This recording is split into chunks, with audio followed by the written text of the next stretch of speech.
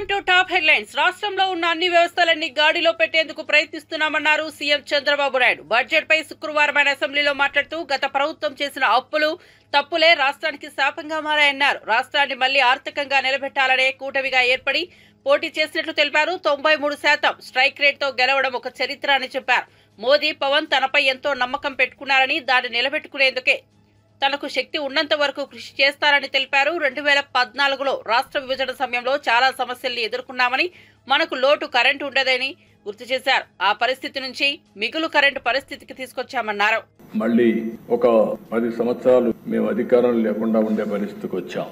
2014 విభజన జరిగిన మనలందరినీ కూడా చాలా కలత చెందేట్టుగా చేసి చాలా ఇబ్బందులు పడ్డాం. నాకైతే ఆ రోజు చాలా మంది ఆదాయం అంతా హైదరాబాద్ లో వస్తుంది, ఈ రాష్ట్రానికి ఆదాయం లేదు, కనీసం పెన్షన్లు వస్తాయా, లేకుంటే మా జీతాలు సకాలంలో వస్తాయా, అభివృద్ధి ఏమవుతుందని భయపడిన రోజు. అయితే దిశ 2014లో మళ్ళీ ఆ రోజు ఎన్డీఏ, బీజేపీ, తెలుగుదేశం కలిసి పోటీ చేశాం. పవన్ కళ్యాణ్ గారు బయట నుంచి ఆ రోజు సపోర్ట్ చేశారు. అక్కడి నుంచి మళ్లీ ప్రజల సహకారం తీసుకున్నాం, అనుభవానంతా కూడా ఉపయోగించాం, సమర్థవంతమైన నాయకత్వాన్ని ఇచ్చాం. 22.5 మిలియన్ యూనిట్ల కరెంటు కొరతుంటే 3 నెలల్లో కరెంటు కొరత లేకుండా చేసి మళ్లీ మిగులు కరెంటు సాధించిన పార్టీ తెలుగుదేశం పార్టీ. 5 సంవత్సరాలు వినూత్నమైన మార్గాలతో ముందుకు పోయి కరెంటు ఛార్జీలు పెంచకుండా సోలార్ గాని, విండ్ గాని ఇలాంటి వినూత్నమైన మార్గాలతో కరెంటు ఛార్జీలు తగ్గించడానికి ప్రయత్నం చేశాం. ఆ రోజు నేను ఒక మాట చెప్పాను, భవిష్యత్తులో కరెంటు ఛార్జీలన్నీ సోలార్ వల్ల ఎంతో ప్రయోజనాలు వస్తాయి. ₹1.50 నుంచి ₹2 లోపల యూనిట్ వస్తుందని చెప్పాం. అదే చూస్తే అప్పట్లోనే కొన్ని దగ్గర ₹1.99 వచ్చే పరిస్థితికి వచ్చింది. తర్వాత ఇప్పుడు స్టెబిలైజ్ అవుతా ఉంది. అలాంటి వినూత్నమైన కార్యక్రమాలతో ముందుకు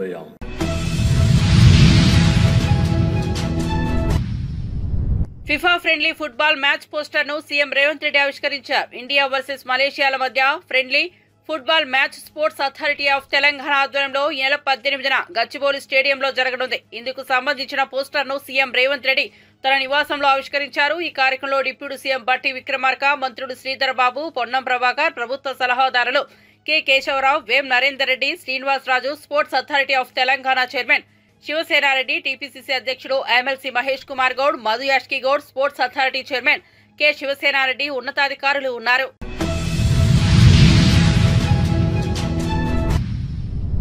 ఏపీ అసెంబ్లీలో వైఎస్ఆర్సీపీ ఎమ్మెల్సీలు వర్సెస్ మంత్రులు అన్నట్లుగా చర్చ నడుస్తోంది. వైఎస్ఆర్సీపీ నేతలు అడుగుతున్న ప్రశ్నలకు కూటమి నేతల వద్ద సమాధానం లేకపోవడంతో సభను తప్పుదోవ పట్టించే విధంగా మంత్రులు ఆవేశంతో ఊగిపోతున్నారు. తాజాగా మంత్రి సత్యకుమార్ సమాధానం చెప్పకుండా డైవర్షన్స్ పాలిటిక్స్ చేశారు. అసెంబ్లీలో సభ్యులు అడిగిన ప్రశ్నలపై జవాబు ఇవ్వాల్సిన బాధ్యత మంత్రులపై ఉంటుంది. కానీ ఏపీ శాసన మండలిలో మాత్రం మంత్రులు దీనికి విరుద్ధంగా ప్రవర్తిస్తున్నారు. సమావేశాల సందర్భంగా మండలిలో మెడికల్ కాలేజీల నిర్మాణాలపై చర్చ జరిగింది. ఈ క్రమంలో వైఎస్ఆర్సీపీ ఎమ్మెల్సీలు ప్రశ్నించారు. మెడికల్ కాలేజీ నిర్మాణం ప్రభుత్వమే పూర్తి చేస్తారా, లేదా సీట్ల భర్తీ కోసం ఏ ఫార్ములాని అనుసరిస్తున్నారు? గుజరాత్ ఫార్ములాని అమలు చేస్తున్నారా? ప్రభుత్వ మెడికల్ కాలేజీలో ఉన్న సీట్లను నీట్ కౌన్సిలింగ్ ద్వారా చేయాలన్నారు. పులివెందల్లో హాస్పిటల్ ఒకటి కట్టారు అధ్యక్ష. ఇది హాస్టల్ కళాశాల ఒక్క హాస్పిటల్ మాత్రం కట్టారు. ఈ ఫోటోలు చూడండి అధ్యక్ష, ఈ ఫోటోలు చూడండి అధ్యక్ష. మేము అధికారంలోకి వచ్చే నాటికి ఒక హాస్పిటల్ మాత్రం కట్టి హాస్టల్ కట్టకుండా, కాలేజ్ బిల్డింగ్లు కట్టకుండా, అమ్మాయిల కళాశాల అమ్మాయిలు హాస్టల్లో ఉండాల్సిన దాన్ని 4 గోడలు మాత్రం కట్టే అమ్మాయిలు మేము ఎక్కడ పెట్టి చదివించారు అధ్యక్ష.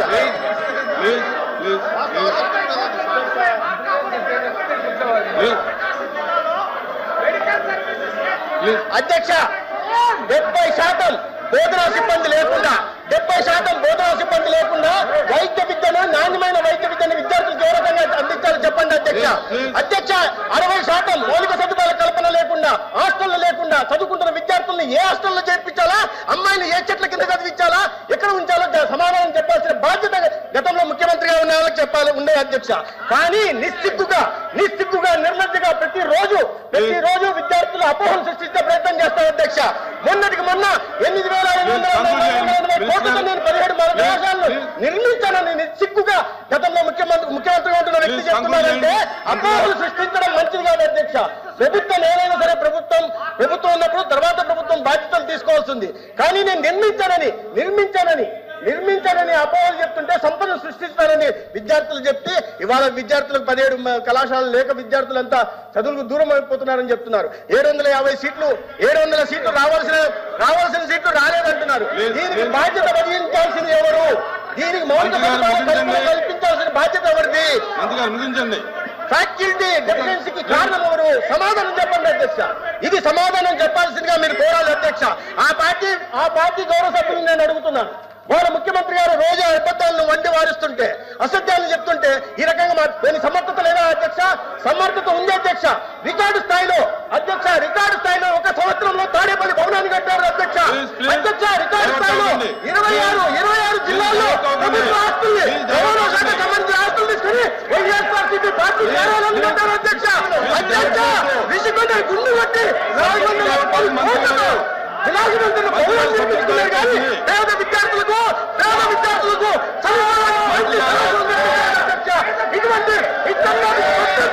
ఇటువంటి పెత్తందారు ఇవాళ అబద్ధాలు చెప్తుంటే ఏంటధ్యక్ష? ఇది ఏంటధ్యక్ష? సమాధానం చెప్తుంటే సమాధానం చెప్పలేదు అధ్యక్ష. లేదంటే పార్టీ అధ్యక్షుడిని గౌరవ సభ్యుల్ని చర్చ అధ్యక్ష.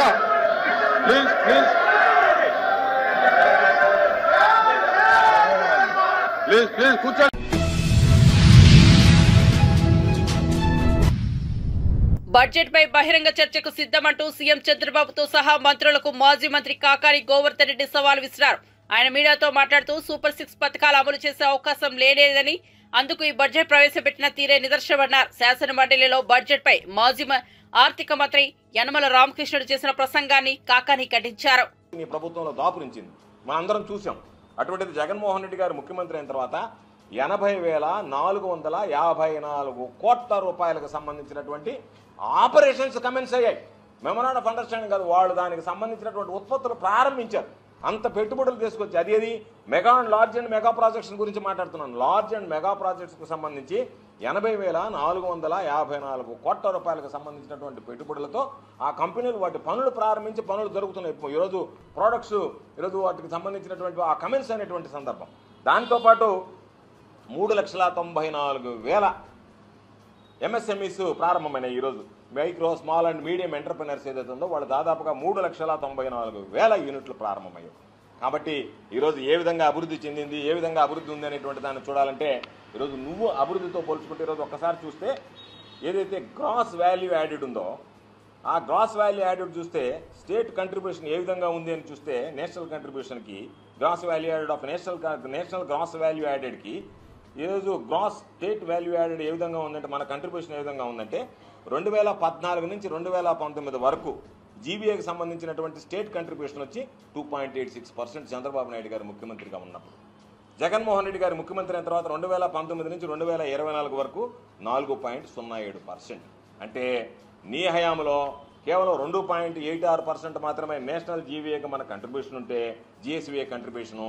ఈరోజు జగన్మోహన్ రెడ్డి గారు ముఖ్యమంత్రి అయిన తర్వాత 2019 నుంచి 2024 వరకు మన కంట్రిబ్యూషన్ ఏదైతే ఉందో గ్రాస్ వాల్యూ యాడెడ్ మీద 4.07. అంటే దాదాపుగా నీకున్నటువంటి దానికన్నా కూడా ఈరోజు 1.2% పెరిగినటువంటి పరిస్థితి.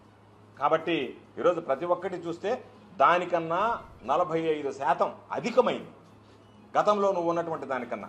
కాబట్టి ఏదో మాట్లాడేస్తామో ఏదో చేస్తామో అనేటువంటి విషయం కాకుండా ఈరోజు మేము మీకు సూటిగా చెప్పేది, మీరు మాట్లాడేటప్పుడు కానీ మాట్లాడించేటప్పుడు కానీ మీరు ఏ విధంగానైనా సరే ఒక నిర్ణయానికి వచ్చేసారు.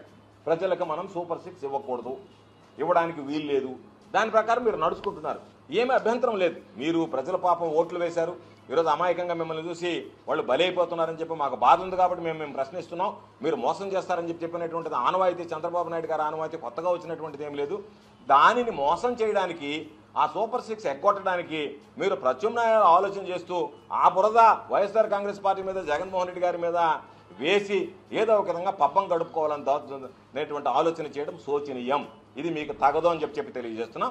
కాబట్టి దీని మీద ఎటువంటి బహిరంగ చర్చ కానీ నిన్న జగన్మోహన్ రెడ్డి గారు సుదీర్ఘంగా మీరు పొందుపరిచినటువంటి, మీరు ప్రజెంట్ చేసినటువంటి బడ్జెట్ ప్రకారం దాని ప్రకారం ఇస్తే మరలా మీరు శాసన మండలిని ఏదో ఒక విధంగా దానిని తప్పుదారి పట్టించి దాన్ని ఏదో ఒక విధంగా 14 లక్షల కోట్లు 10 లక్షల కోట్లు ఏదో అప్పులు అయిపోయినాయి, రాష్ట్రానికి సంబంధించి అభివృద్ధి జరగలేదు, అసలు క్యాపిటల్ అవుట్లైనే లేదు, కాబట్టి మేమేదో బ్రహ్మాండంగా చేసాం. ఆర్థిక రంగం ఈరోజు మరలా చెప్తున్నాం, చంద్రబాబు నాయుడు కన్నా జగన్మోహన్ రెడ్డి గారి హయాంలో సమర్థవంతంగా పనిచేసింది.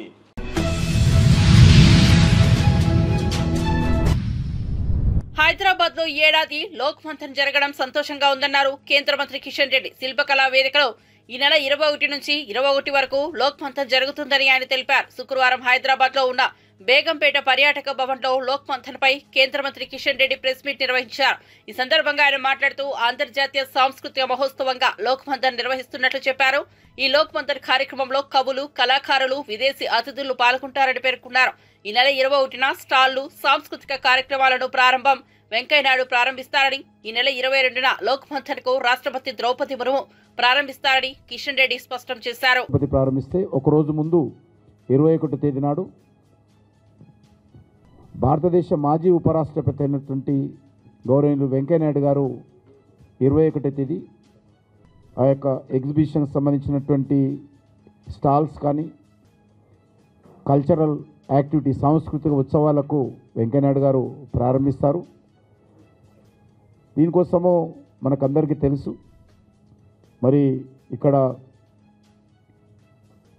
ఏదైతే పెవిలియన్ ఏర్పాటు చేస్తున్నామో కళా ప్రదర్శనలు కానీ స్టాల్స్ కానీ దానికి అన్ని వర్గాల ప్రజలు మన హైదరాబాద్ చుట్టుపక్కల ఉన్నటువంటి బస్తీలో ఉన్నటువంటి ప్రజలు, గిరిజన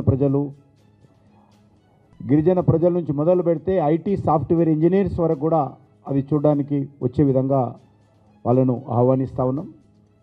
వాళ్ళు ఈవెంట్కు కాకుండా ముందు ఆ ఎగ్జిబిషన్ను చూడాలనేటువంటి దృక్పథంతో బస్తీలో ఉన్నటువంటి ప్రజలు కావచ్చు, గిరిజనులు కావచ్చు, ఐటీ సాఫ్ట్వేర్ ఇంజనీర్స్ కావచ్చు, అన్ని వర్గాల ప్రజలు కూడా రావాలి. దాన్ని చాలా పెద్ద ఎత్తున మరి లక్షలాది మంది వచ్చే విధంగా ఆ యొక్క ప్రదర్శనను ఈ 4 రోజుల పాటు చూస్తారనేటువంటి ఆశాభావంతో ఆ రకమైనటువంటి ఇంట్లో 100కు పైగా ఈ కల్చరల్ యాక్టివిటీస్ ఉంటాయి. అందులో సుమారు 1000 మంది కళాకారులు కూడా ఈ యొక్క 100 కల్చర్ ఈవెంట్స్లో 1000 మంది కళాకారులు కూడా పాల్గొంటారు. అదే కాకుండా సాంప్రదాయ సంగీత వాయిద్యాల సంబంధించినటువంటి ఈవెంట్స్ కూడా ఉంటాయి. ఆ యొక్క పనిముట్లు కూడా గిరిజనులు మన సాంప్రదాయంలో గత అనేక మన భారతీయ జీవన విధానంలో వాడినటువంటి మ్యూజికల్ ఇన్స్ట్రుమెంట్స్ కూడా ఆ యొక్క పెవిలియన్లో ప్రదర్శించబోతున్నాం అన్న విషయాన్ని ఈ సందర్భంగా మనవి చేస్తా ఉన్నాను. దీనికి సంబంధించి మరిన్ని వివరాలన్నీ కూడా మన యొక్క నందకుమార్జీ తెలియజేయాల్సిందిగా కోరుతా ఉన్నాను.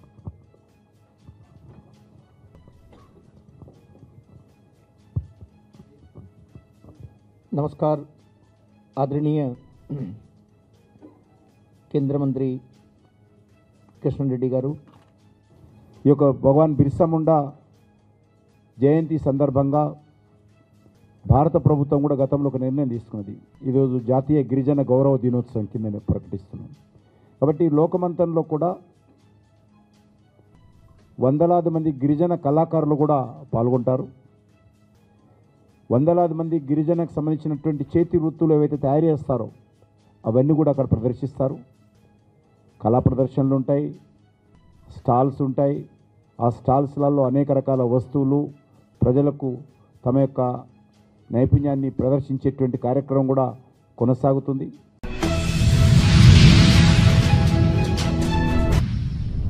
ఏపీ శాసనసభ ఉపసభాపతిగా సభా గౌరవాన్ని కాపాడతారని రఘురామకృష్ణరాజు స్పష్టం చేశారు.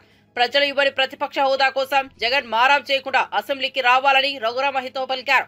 శాసనసభ డిప్యూటీ స్పీకర్ గా బాధ్యతలు స్వీకరించిన అనంతరం ఆయన మాట్లాడారు. గతంలో సభలో అమర్యాదగా మాట్లాడిన వారందరినీ ప్రజలు ఓడించారని గుర్తు చేశారు. జగన్ కు ప్రజలు ప్రతిపక్ష హోదా ఇవ్వకపోతే చంద్రబాబును నిందించి ప్రయోజనం ఏంటని రఘురామ ప్రశ్నించారు. నాకు మైక్ ఇవ్వట్లేదు అంటే ఒకసారి వచ్చి చూస్తే కదా తెలిసి ఇది మైక్ ఇస్తున్నారో లేదో. రాకుండానే నాకు మైక్ ఇవ్వట్లేదు అంటే డెఫినెట్గా 11 మంది సభ్యులు ఉన్నారు కాబట్టి వారికి ఉన్న సమయం డెఫినెట్గా వారికి ఇవ్వటం జరుగుతుంది. ఇంట్లోనే సెట్టింగ్ వేసుకుని మాట్లాడటం కరెక్ట్ కాదు. ఇంత వైభవంగా అసెంబ్లీ హాల్ ఉన్నప్పుడు వారు ఇక్కడికి వచ్చి తప్పనిసరిగా కుసంస్కారాలు కాదు, మా గౌరవనీయులైన ముఖ్యమంత్రి వర్యులు ఇటువంటి చెత్త భాషని ప్రోత్సహించే వ్యక్తి కాదు, అగౌరవపరిచే వ్యక్తి కూడా కాదు. కాబట్టి నేను గతంలో కూడా శాసనసభ్యుడిగా ఉన్నప్పుడు తోటి శాసనసభ్యుడిగా అసెంబ్లీలో వారికి తెలియజేయడం కూడా జరిగింది, మీరు రండి అసెంబ్లీకి కంపల్సరీగా అని. ఇప్పుడు ఉపసభాపతిగా కూడా అత్యున్నత విలువలు పాటిస్తూ మీరు హోదా మర్చిపోండి. ఎందుకంటే నాకు తెలిసిన న్యాయ పరిజ్ఞానంలో ప్రతిపక్ష నాయకుడు హోదా రాదు. మారం మానేసి వచ్చేయండి అసెంబ్లీకి, ఇది గౌరవ సభ, తప్పకుండా మిమ్మల్ని గౌరవిస్తామని చెప్పి ప్రతిపక్షానికి కూడా నేను మనస్ఫూర్తిగా తెలియజేస్తున్నాను. నేను ఎంపీగా ఎన్నికైనప్పుడు పెద్దలు వెంకయ్యనాయుడు గారి దగ్గరికి వెళ్ళి, గురుగారు మీరు నాకు కొన్ని ఎలా నడుచుకోవాలో చెప్పండి అంటే, ఒక్కరోజు కూడా పార్లమెంట్ మనకు కోవలెంట్ షక్దర్ పుస్తకం కొనుక్కుని ఖాళీగా పెడతావేమో, ఆయన విట్టు ఉంటుంది కదా, చదువు, డిబేట్లో యాక్టివ్గా ఉండు అని చెప్పి ఆయన చాలా స్పష్టంగా చెప్పారు. ఆయన చెప్పిన దాన్నే నేను 99% అటెండెన్స్ నాది.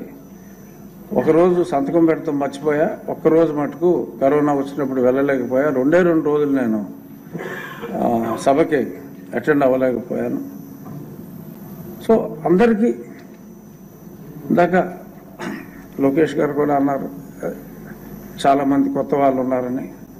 సో వెంకయ్యనాయుడు గారి సూచనలు కొత్తవారు అందరూ కూడా పాటించాలి.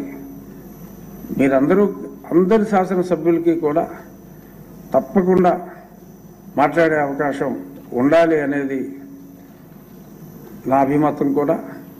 గతంలో లోక్సభలో ఉన్నప్పుడు కూడా ఒకసారి కూడా మాట్లాడిన వాళ్ళు చాలా పర్సంటేజ్ ఉండేవాళ్ళంటే అప్పుడు లోక్సభాపతి గారితో, ఓం బిర్లా గారితో నేను ఆయనతో చాలా స్నేహంగా ఉండేవాడిని.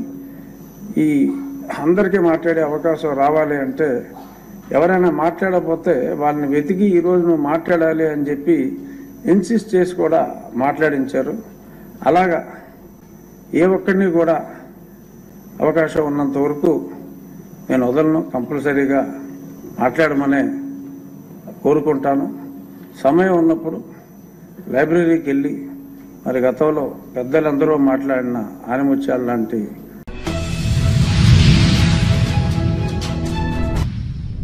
లగచర్లలో కలెక్టర్ ప్రతీక్ జైన్ పై జరిగిన దాడిలో భాగస్వాములంటూ పోలీసులు అరెస్ట్ చేసిన రైతులను సంగారెడ్డి సెంట్రల్ జైలుకు తరలించిన విషయం తెలిసిందే. ఈ క్రమంలో కేటీఆర్ వాళ్ళందరినీ జైలుకెళ్లి పరామర్శించారు. తాము అండగా ఉంటామని రైతులకు భరోసా ఇచ్చారు. అనంతరం మీడియాతో మాట్లాడుతూ జైలులో ఉన్న రైతులపై 3rd డిగ్రీ ప్రయోగిస్తూ చిత్రహింసలకు గురి చేస్తున్నారని, మెజిస్ట్రేట్ కు ఈ విషయం చెబితే వాళ్ళ ఇళ్లలో వాళ్ళకి ఇదే గతి పడుతుందని బెదిరిస్తున్నారని తీవ్ర ఆరోపణలు చేశారు. జైల్లో ఉన్న రైతుల బాధ వర్ణనాతీతంగా ఉందని, సంఘటనతో సంబంధం లేని వాళ్లను కూడా జైల్లో పెట్టారని ఆరోపించారు. ఇదంతా రేవంత్ రెడ్డి కుట్ర అని, ఫార్మా విలేజ్ పేరుతో కుటుంబ సభ్యులకు భూములు కట్టబెట్టడమే ఆయన ప్లాన్ అని తీవ్ర ఆరోపణలు చేసిన కేటీఆర్ భూమి కోల్పోయిన రైతుల కన్నీళ్లు పెట్టుకుంటున్నారని ఆవేదన వ్యక్తం చేశారు. అలాగే సీఎం రేవంత్ పదవి 5 ఏళ్లే, మీ ఢిల్లీ వాళ్ళకి కోపం వస్తే రేపో మాపో పదవి పోతుందంటూ వార్నింగ్ ఇచ్చారు. మేము అడిగినాం ఏం జరిగింది అంటే వాళ్ళు చెప్పేది ఒకటే, అన్న మొత్తం 60-70 మందిని మొదలు అరెస్ట్ చేసినారు, 2 DCMలలో ఎక్కించుకొని తీసుకొని పోయినారు. మా దుద్యాల మండల కాంగ్రెస్ పార్టీ అధ్యక్షుడు, ఆయన పేరు శేఖరు, ఆయన అనుచరులు కూడా ఈ దాడిలో పాల్గొన్నారు. ఎందుకంటే కాంగ్రెస్ వాళ్ళ భూములు కూడా పోతున్నాయి. వాళ్ళ పేర్లు కూడా చెప్పినారు మాకు, రమేషు, ఇంకా 4 పేర్లు చెప్పినారు సార్, పేర్లు నరసింహులు, రమేషు, ఇంకా రాములు నాయక్ అని కాంగ్రెస్ వాళ్ళు వాళ్ళ భూములు పోతుంటే వాళ్ళు దాడి చేసినారన్న. మొత్తం 70 మందిని తీసుకుపోయినారు. ముందు తీసుకుపోయినాక తిరుపతి రెడ్డి ఫోన్లో ఆదేశాలు ఇస్తున్నాడు. ఒక రాజ్యాంగేతర శక్తి, ముఖ్యమంత్రి అన్న కావడమే ఆయనకున్న అర్హత, ఆయనకి ఏ పదవి లేదు, ప్రజాప్రతినిధి కాదు. కలెక్టర్లు ఆయన ముంగట మోకరిల్లాల. ఇవాళ అధికారులు మొత్తం ఆర్డీఓలు, పోలీసోళ్ళు ఆయన చెప్పినట్టు ఆడాల. కొడంగల్కు ఆయన చక్రవర్తి, రారాజు. రేవంత్ రెడ్డి కాదు, అక్కడ రేవంత్ రెడ్డిదేం చెల్లదట, తిరుపతి రెడ్డిదే నడుస్తుందట. ఆ తిరుపతి రెడ్డి శిష్యుడు శేఖరు మండల కాంగ్రెస్ పార్టీ ప్రెసిడెంట్. ఈ 70 మందిని తీసుకపోతే, 2 DCMలు ఎక్కించి తీసుకపోతే అందులో ఎవరెవరు బీఆర్ఎస్ వాళ్ళు వాళ్ళను మాత్రమే ఇవాళ 21 మందిని రిమాండ్కి పంపినారు, మిగతా వాళ్ళందరినీ ఇంటికి పంపినారు. అలా కాంగ్రెస్ వాళ్ళు దాడి చేసిన వాళ్ళల్లో ఇప్పుడు నేను చెప్పిన పేర్లు ఉన్నాయి, వీడియోలో కనబడతారు, మీరు చూడండి. వాళ్ళని మాత్రం ఇంటికి పంపి ఎవరెవరైతే బీఆర్ఎస్ వాళ్ళో వాళ్ళనే పెట్టండి జైల్లో అని చెప్పి ఈ దాడి మొత్తం బీఆర్ఎస్ వాళ్ళే చేయించిండ్రు. ఈ దాడి మొత్తం రాజకీయ దాడి, ప్రజలు చేసింది కాదు అనే ఒక కుట్ర ప్రభుత్వం చేస్తున్నది. అనుముల రేవంత్ రెడ్డి చేస్తున్నాడు, ఆయన అన్న అనుముల తిరుపతి రెడ్డి ఆ మండల కాంగ్రెస్ పార్టీ అధ్యక్షుడు చేస్తా ఉన్నాడు.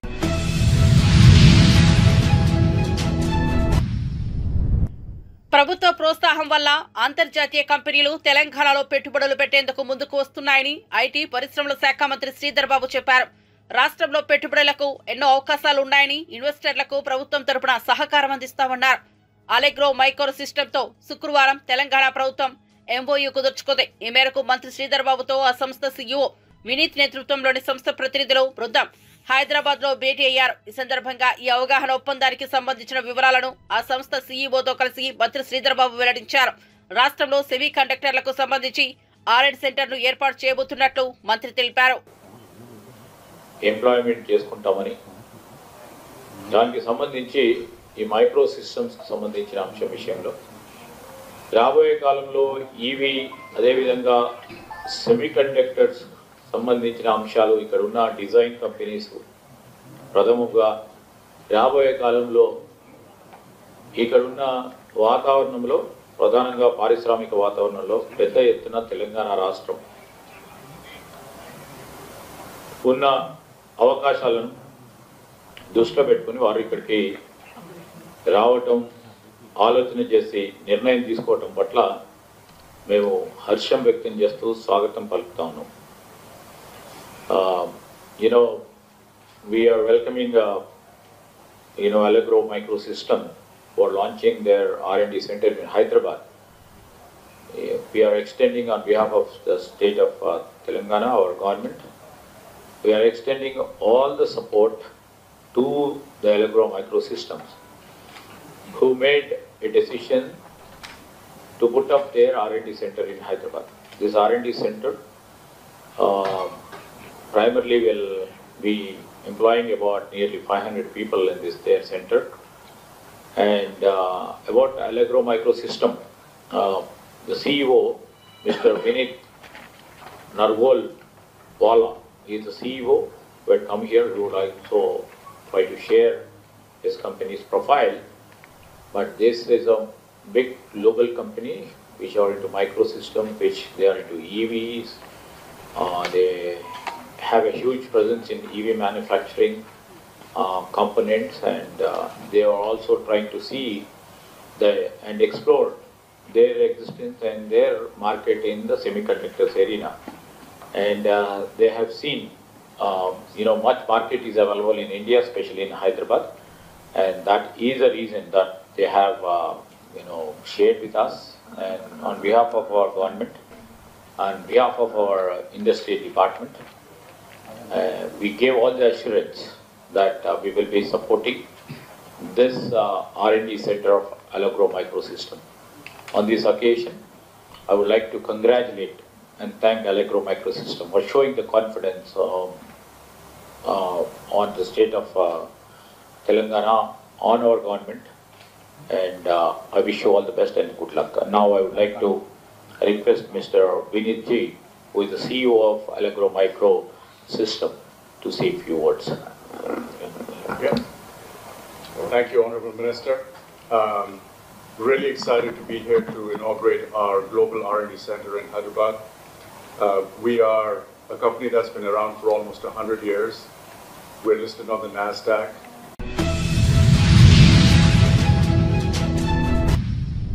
రాష్ట్రంలో ఆధిపత్యం కనీసం బీఆర్ఎస్ బీజేపీ పార్టీలు రాజకీయాలు చేస్తున్నాయని మంత్రి తుమ్మల నాగేశ్వరరావు ఆరోపించారు.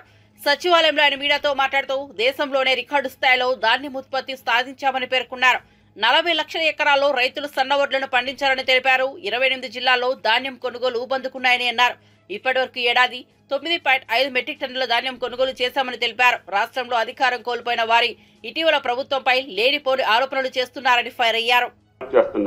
కాబట్టి దయచేసి ధాన్యం కొనుగోలులో కానీ, పత్తి కొనుగోలులో కానీ, పత్తి కూడా గతంలో కంటే బ్రహ్మాండంగా దిగుబడి తగ్గింది, కానీ కొనుగోలులో మాత్రం ఏమాత్రం కూడా అలక్ష్యం చేయకుండా గత 3 నెలలుగా CCIని ఇబ్బంది పెట్టి ఆ మంత్రి గారితో మాట్లాడి ఆ MDని ఇక్కడికి పిలిపించి 3 సార్లు తెలంగాణ పత్తిని మొత్తాన్ని కొనుగోలు చేసే ప్రయత్నం చేశాం. పెద్ద ఎత్తున పత్తి కొనుగోలు కూడా జరుగుతుంది. ఎక్కడైనా ఏదైనా టెక్నికల్గా సమస్య వస్తే రైతులకు కూడా మేము విజ్ఞప్తి చేశాం. దయచేసి మీకు ధర కావాలంటే మాయిశ్చర్ మెయింటైన్ చేసుకోండి, వాతావరణం కూడా మీకు అనుకూలంగా ఉంది, తప్పకుండా తెలంగాణ రైతాంగం పండించినటువంటి ప్రతి పంటని కొనుగోలు చేస్తామని చెప్పి విజ్ఞప్తి చేస్తూ రాజకీయ పార్టీలు ఎప్పుడు కూడా రైతును బలిపశువు చేసే విధానానికి పాల్పడొద్దు. మీ రాజకీయ లక్ష్యాలు ఛేదించాలంటే వేరే మార్గాలు ఉంటాయి. ప్రభుత్వం వాస్తవంగా తప్పు చేస్తే మీ తప్పును మేము సర్దిద్దుకోవటానికి మేము సిద్ధంగా ఉన్నాం. కానీ ఇన్ని ప్రయత్నాలు చేసి దేశంలో ఎక్కడా లేనటువంటి విధంగా ఈనాడు వ్యవసాయ బడ్జెట్ని పెంచి సుమారు 47,000 కోట్లు, ఏ బడ్జెట్లో కూడా ఈ రాష్ట్రంలో ఈ దేశంలో అంత పెద్ద మొత్తాన్ని కేటాయించినటువంటి రాష్ట్రం లేదు. అటువంటి రాష్ట్రాన్ని పట్టుకొని కష్టపడ్డటువంటి రైతుని మీరు కన్నీళ్లు పెట్టి ఇవ్వాలని చెప్పో, లేకపోతే కృత్రిమమైనటువంటి కార్యక్రమాలు నిర్వహించి తాత్కాలికంగా మీరు శునకానందం పొందొచ్చు. అది మంచిది పద్ధతి కాదు రాజకీయ పార్టీలకి అని చెప్పి విజ్ఞప్తి చేయదలుచుకున్నాం. కాబట్టి దయచేసి మేము అన్నటువంటి ప్రతి మాట రైతుకు సంబంధించి 2 లక్షల రుణమాఫీ చెప్పాం. అది ఆగస్టు 15కి 2 లక్షల లోపు ఉన్నటువంటి వాళ్ళందరికీ చేశాం. 2 లక్షల పైన ఉన్నటువంటి వాళ్ళకు కూడా రేపు రైతు సదస్సులో మిగిలినటువంటి వాళ్ళకి ఎప్పుడు ఇస్తాం, ఏ రకంగా ఇస్తాం, మొట్టమొదటి సంవత్సరంలోనే మేము తప్పకుండా రుణమాఫీ పూర్తి చేస్తామని చెప్పి కూడా ముఖ్యమంత్రి గారు కేబినెట్ నిర్ణయించుకున్నాం. తప్పకుండా ఆ కార్యక్రమాన్ని కూడా పూర్తి చేసే బాధ్యత మాది. దాని తర్వాత రైతు భరోసా కూడా సబ్ కమిటీ నివేదిక వచ్చిన తర్వాత తప్పకుండా రైతు భరోసాను కూడా కంటిన్యూ చేయాలనేది మా ప్రభుత్వం యొక్క లక్ష్యం. అంతేకాకుండా పంట బీమాని కూడా ఈ సంవత్సరం కేబినెట్లో చర్చించి ఏ పంట అయినా సరే, ఏ రైతు అయినా సరే నష్టపోతే తప్పకుండా రైతును ఆదుకోవాలి.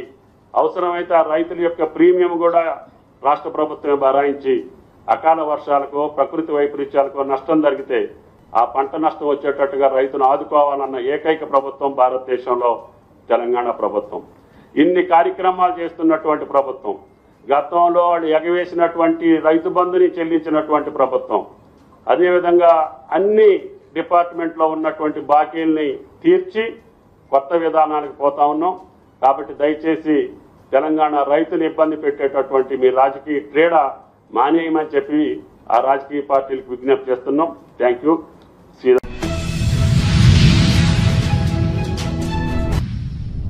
కార్తీక పౌర్ణమి సందర్భంగా తెలుగు రాష్ట్రాల్లోని క్షేత్రాలు భక్తులతో కిటకిటలాడుతున్నాయి. వేకువజాము నుంచే భక్తులు ఆలయాలకు పోటెత్తారు.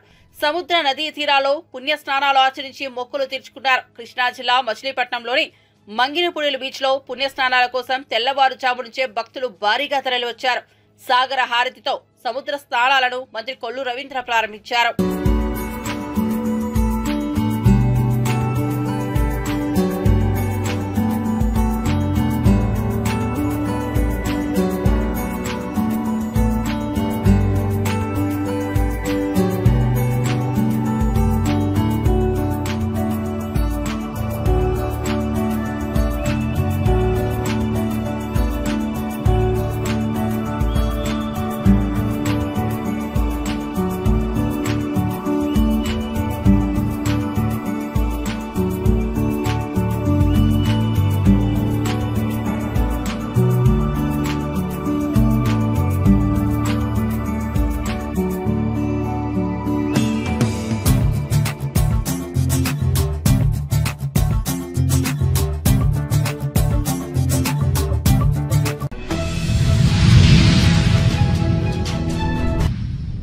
కార్తీక పౌర్ణమిని పురస్కరించుకుని విజయవాడ దుర్గా మల్లేశ్వర స్వామి దేవస్థానం ఆధ్వర్యంలో ఇంద్రకీలాద్రిపై గిరి ప్రదర్శన ఘనంగా నిర్వహించారు.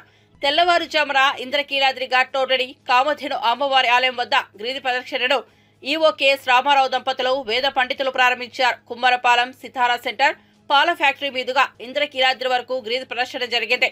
ఈ కార్యక్రమంలో భక్తులు పెద్ద ఎత్తున పాల్గొన్నారు.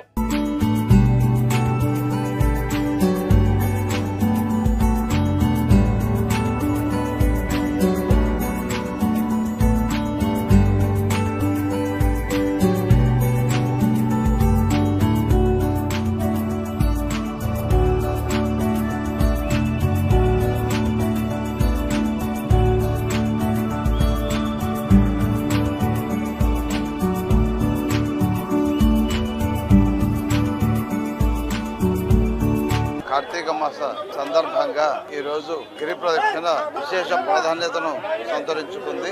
ఈ రోజు దేవస్థానంలో జరిగే అన్ని కార్యక్రమాలకు స్పందిస్తూ భక్తులు కూడా అత్యధిక సంఖ్యలో గిరి ప్రదక్షిణలో పాల్గొనడం విశేషం. చాలా విశేషమైన రోజున గిరి ప్రదక్షిణలో పాల్గొని స్వామి అమ్మవారి యొక్క కృపకు పాత్రలు అవుతారని సంపూర్ణంగా విశ్వసిస్తూ అలాగే ఈ రోజు కార్యక్రమాలైనటువంటి అభిషేకాలు, కాలార్చన, లక్ష బిల్వార్చన, అలాగే సహస్ర లింగార్చన కార్యక్రమాలన్నిటితో పాటుగా దీపోత్సవం తర్వాత జ్వాలా తోరణం కూడా ఈరోజు ఉండడం విశేషం.